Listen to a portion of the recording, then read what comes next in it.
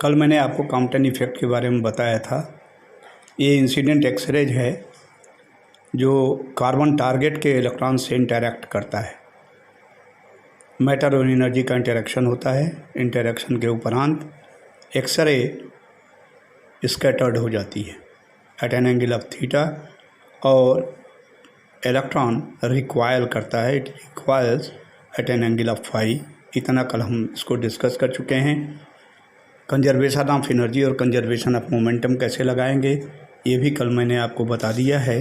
इसलिए उसके आगे जब आप करते जाएंगे तो मैंने पीडीएफ में सब आपको तरीका बताया हुआ है। जहाँ दिक्कत होगी वो फिर मैं आपको एक्सप्लेन कर दूंगा जब आप पूछेंगे तो जब हम फाइनली पहुंचते हैं तो कॉम्पटन शिफ्ट के लिए एक्सप्रेशन प्राप्त होता है। कॉम्पटन शिफ्ट को हम लिखते हैं d lambda and d lambda is the difference of the lambda dash minus lambda. अब लैम्डा डैश क्या है? Is the wavelength of the scattered X rays, अपने फ्रीक्वेंसी से रिलेटेड होता है। Lambda dash is equal to c by nu dash और minus lambda, तो lambda is the wavelength of the incident X rays और इंसिडेंट एक्सरेज की जो फ्रीक्वेंसी न्यू होती है उससे लैम्डा रिलेटेड होता है सी बाई न्यू। तो कॉम्पटन इफेक्ट की value, what is the increment in the value of the wavelength during Compton effect, यह कॉम्पटन शिफ्ट कहलाता है। और जब हम इसको डिराइव करते हैं तो कॉम्पटन शिफ्ट के लिए एक्सप्रेशन आता है d lambda is equal to h by m zero c 1 minus cos theta. ये एक्सप्रेशन प्राप्त होता है। मैं यहाँ फिर एक्सप्लेन आपको कर दूँ। H is the Planck's constant, M zero is the rest mass of the electron related to its dynamic mass, और रिलेशन आप जानते हो M is equal to M zero divided by square root 1 minus B square by C square.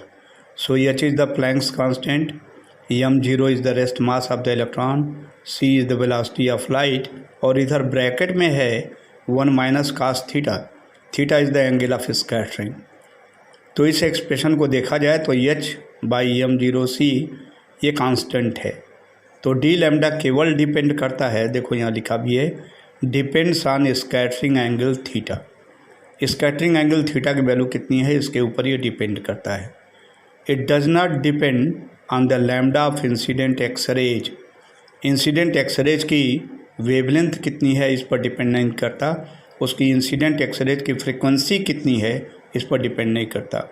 एक Compton effect का आपको हमने tutorial दिया था तो उसमें पूछा था कि the angle of scattering is 45 and we have 2 incident X rays 2 angstrom and 4 angstrom, तो दोनों में कॉम्पटन इफेक्ट का रेशियो क्या होगा?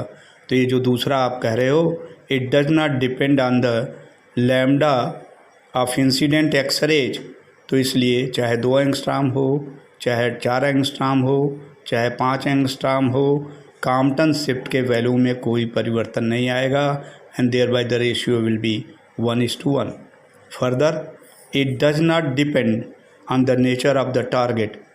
कार्बन ब्लॉक आपने यूज किया है, एल्युमिनियम ले सकते हो, गोल्ड ले सकते हो, प्लेटिनम ले सकते हो, उसके इलेक्ट्रॉन से एक्सरेज इंटरैक्ट करेगा। तो इस तरह से हम ये जानते हैं कि केवल यह थीटा के ऊपर डिपेंड करेगा and theta is the angle of scattering. तो एंगल ऑफ स्कैटरिंग यदि आपको पता चल जाए, एच एम जीरो सी कांस्टेंट है, तो इस तरह कॉम्पटन शिफ्ट कितनी आएगी उसकी वैल्यू निकाली जा सकती है। अब d lambda with respect to theta, कुछ परिस्थितियां हम लोगों ने कंसीडर किया विशेष, उसके लिए हम इसको कंसीडर कर सकते हैं। थीटा की वैल्यू यदि 0 रखा जाए, that is in the direction of the incident radiation, angle of scattering is equal to 0, तो इंसिडेंट डायरेक्शन में यदि किया जाए तो कास 0 की वैल्यू 1 आएगी, और कास 0 की वैल्यू 1 यदि आएगी तो cos 0 is 1, 1 minus 1 is 0, d lambda will become equal to 0। तो कॉम्पटन शिफ्ट की वैल्यू 0 आएगी, इसका मतलब लैम्डा डैश की वैल्यू लैम्डा के बराबर आएगी। वेवलेंथ में कोई परिवर्तन नहीं होगा, लैम्डा की वैल्यू लैम्डा डैश के बराबर आ जाएगी। ये स्थिति आएगी कब? जब थीटा की वैल्यू 0 डिग्री रखा जाए that is in the direction of the incident radiation. यदि कॉम्पटन शिफ्ट ऑब्जर्व किया जाए तो कॉम्पटन शिफ्ट की वैल्यू 0 आएगी। No change in the wavelength will take place. यदि थीटा की वैल्यू स्कैटरिंग एंगल की वैल्यू 90 अंश रखा जाए, जो इंसिडेंट डायरेक्शन है उस डायरेक्शन के परपेंडिकुलर डायरेक्शन में यदि जाने की कोशिश किया जाए, the angle of scattering is equal to 90 degree. और जब when the angle of scattering is 90 degree तो हम जानते हैं कि cos 90 इज इक्वल टू 0 हो जाएगा। और इसलिए cos 90 यदि 0 हो जाए तो 1 minus 0 that is equal to 1 d lambda की वैल्यू h/m0c आ जाएगी। तो ये यहाँ पर लिखा है d lambda is equal to h/m0c आ जाएगी। कब आएगी? In the case when the angle of scattering is equal to 90 degree, तब ये स्थिति प्राप्त हो जाएगी। h कांस्टेंट है, m0 कांस्टेंट है, c कांस्टेंट है, सबकी वैल्यूज रखी जा सकती है। और जब वैल्यूज रख करके कैलकुलेट करते हैं तो इसकी वैल्यू 0.0243 एंगस्ट्रॉम आता है। सो कॉम्पटन शिफ्ट का मैग्नीट्यूड 0.0243 एंगस्ट्रॉम हो जाता है in the case when the angle of scattering is 90 degree. यह पर्टिकुलर वैल्यू जो कॉम्पटन शिफ्ट की प्राप्त होती है in the case when theta is equal to 90 degree, इसको हम कॉम्पटन वेवलेंथ भी कहते हैं। इस 0.0243 एंगस्ट्रॉम को या h/m0c को हम कॉम्पटन वेवलेंथ कहते हैं। तो कॉम्पटन वेवलेंथ कब प्राप्त की जाएगी? When angle of scattering is equal to 90 degree, then the Compton shift obtain is known as the Compton wavelength. और लैम्डा से इसको लिखते हैं कॉम्पटन वेवलेंथ। और कॉम्पटन वेवलेंथ की वैल्यू आती है h/m0c। वैल्यू आपने सब्स्टिट्यूट करके निकाला है, इसकी वैल्यू 0.0243 एंगस्ट्रॉम प्राप्त होती है।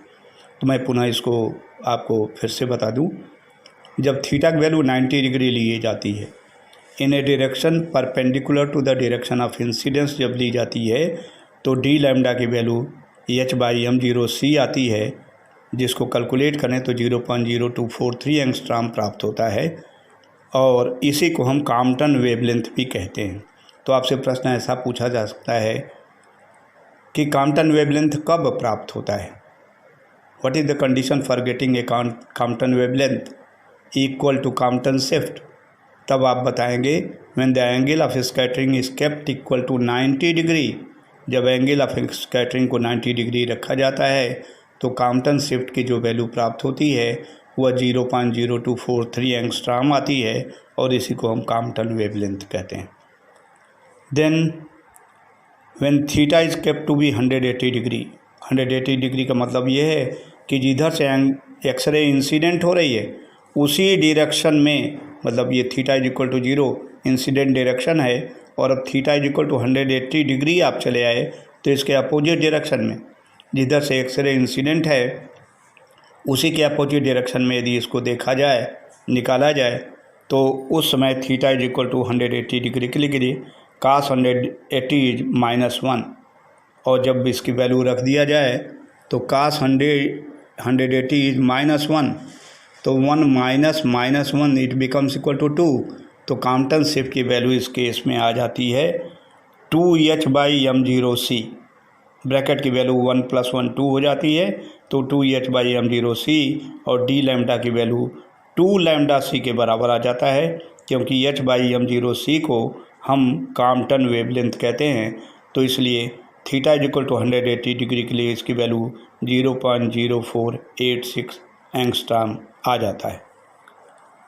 तो कॉम्पटन शिफ्ट की रेंज क्या होगी? तो रेंज हो जाएगी 0, कोई परिवर्तन नहीं होता है कॉम्पटन शिफ्ट में। कब? जब थीटा की वैल्यू 0 होती है। और मैक्सिमम कितना परिवर्तन हो जाता है वो 2 लैम्डा c के बराबर आता है, 0.0486 एंगस्ट्रॉम के बराबर आता है जब थीटा की वैल्यू 180 डिग्री आए। लैम्डा c के टर्म में जाना चाहें तो कॉम्पटन शिफ्ट की मिनिमम वैल्यू 0 होती है और मैक्सिमम वैल्यू 2 थीटा c के बराबर आएगी। Correspondingly angle of scattering theta is equal to 0 रखें तो 0 आएगा, थीटा इज इक्वल टू 180 रखें तो 2 लैम्डा c आएगा। So this is for today. और फिर यदि कॉम्पटन इफेक्ट के बारे में कोई आपको प्रॉब्लम होगी तो जैसा आप बताएंगे उसके अनुसार फिर मैं बता दूंगा। Thank you.